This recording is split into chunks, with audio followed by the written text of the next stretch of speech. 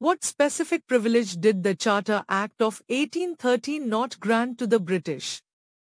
Right to propagate Christianity, control over Indian territories, monopoly over spices trade with India. Monopoly over spices. Explanation. The Charter Act of 1813 brought significant changes to the British East India Company's role in India. A key aspect of the Act was the curtailment of the company's trade monopoly.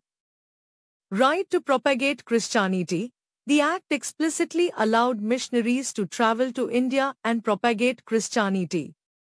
This was a significant departure from the company's earlier policy of generally avoiding religious interference.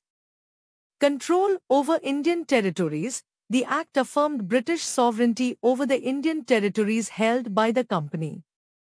This control was not diminished by the Act.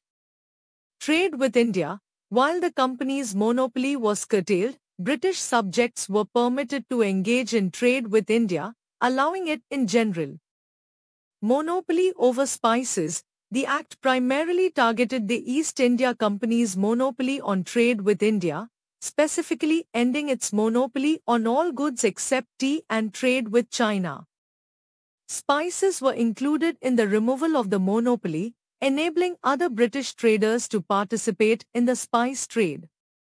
Therefore, the Charter Act of 1813 did not grant the British East India Company a monopoly over spices.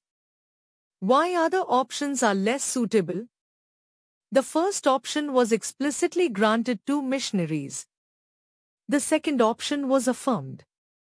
The fourth option was permitted, not restricted.